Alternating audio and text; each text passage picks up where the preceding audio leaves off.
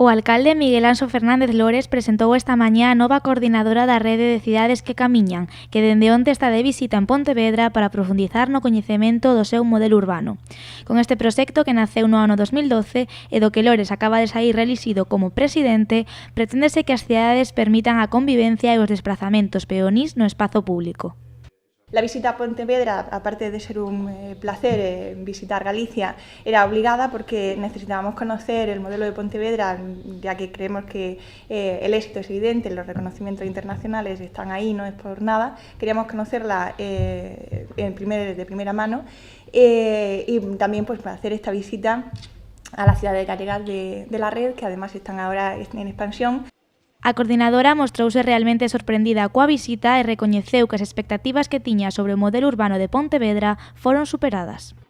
Y la verdad, por ejemplo, una de las cuestiones que más nos sorprende es el esfuerzo de transformación urbana que hay. Es decir, no es poner señales, no son operaciones cosméticas, sino que realmente uno percibe que es una ciudad para estar y para caminar simplemente por el modelo, por el diseño urbano de las calles. No son necesarias prácticamente las señales para que funcionen. Yo creo que cuando esto se percibe, alguien que llega de fuera y percibe que es una ciudad tranquila para estar, para vivir, creo que ahí ya hay parte del éxito que se ve sin un manual explicativo de cómo funcionar por la ciudad. Ana Montalbán asegurou que a Boa Vila é un referente mundial en canto a transformación urbana e que por iso o seu modelo é aplicable a outras grandes cidades.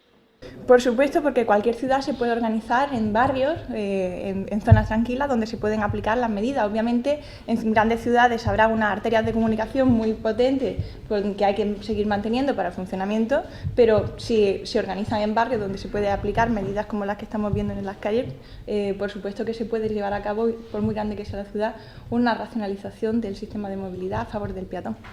Por outra banda, o alcalde recibirá mañá xunto coa coordinadora da Rede a 12 membros da delegación da Asociación Catalana de Municipios que visitan Pontevedra para estudar de primeira man o seu proceso de transformación urbana. Ademais, o martes que ven, Lores e Montalbán reuniránse co director xeral de Tráfico, Pere Navarro, para que os peóns gañen peso nas políticas do organismo que dirixe.